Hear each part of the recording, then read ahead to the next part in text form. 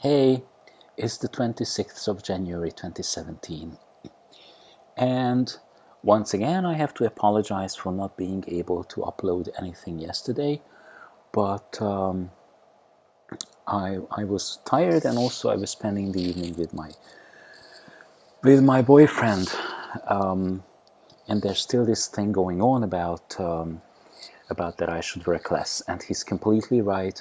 I should work less. I just don't know how to stop.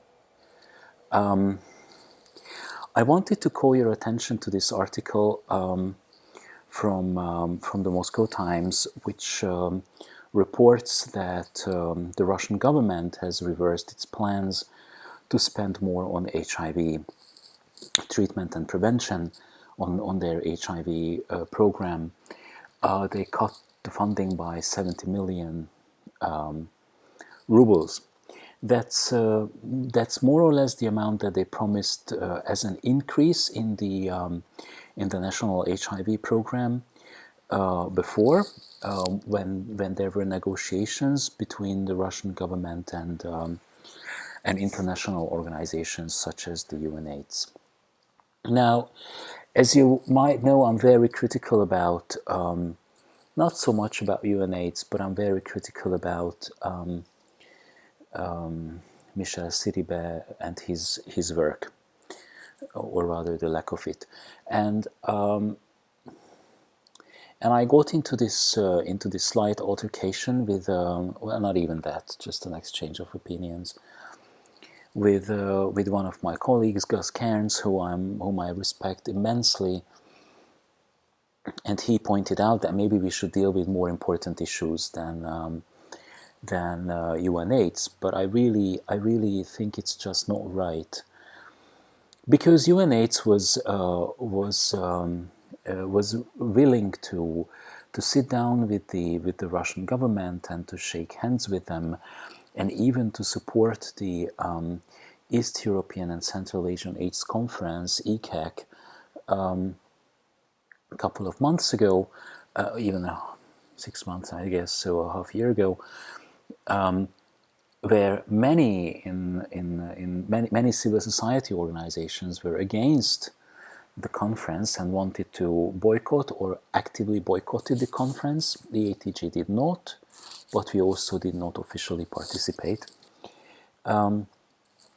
because of the very repressive and harmful policies of the Russian government as regards HIV, and especially harm reduction. You know that there is no harm reduction in Russia, and they even question the not just the effectiveness, but even the legality and the existence of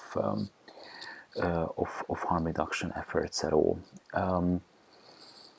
So I think that UNAIDS should have been, and especially Michel Siribe should have been, a lot more decided and a lot more vocal about what needs to be done. Anyway, all of this is water under the bridge, because right now the Russian government has reversed their promise on increasing their response to HIV. So there you go. That will again cost thousands of lives lost to HIV, hepatitis, and TB in Russia, and I think it is outrageous.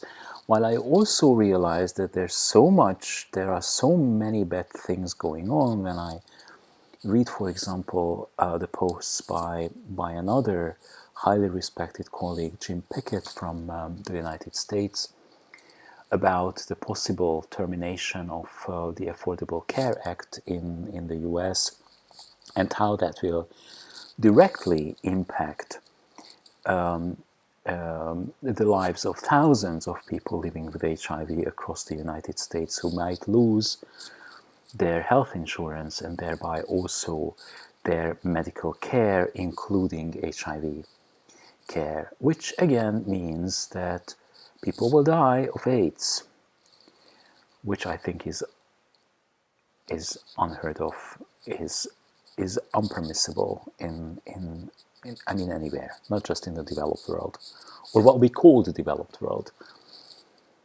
but anywhere. I'm actually I'm seriously desperate. I have no idea what could be done or what should be done, but things are going in a very, very wrong direction. It's incredible. Anyway, today one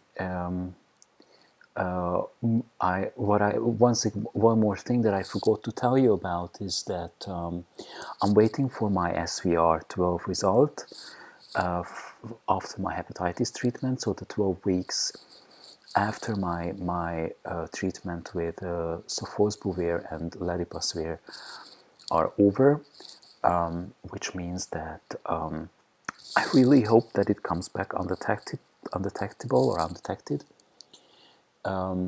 which means that I'm really cured.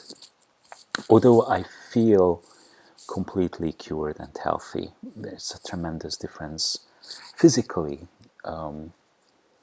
so that's good. And otherwise, it's lots and lots and lots of work.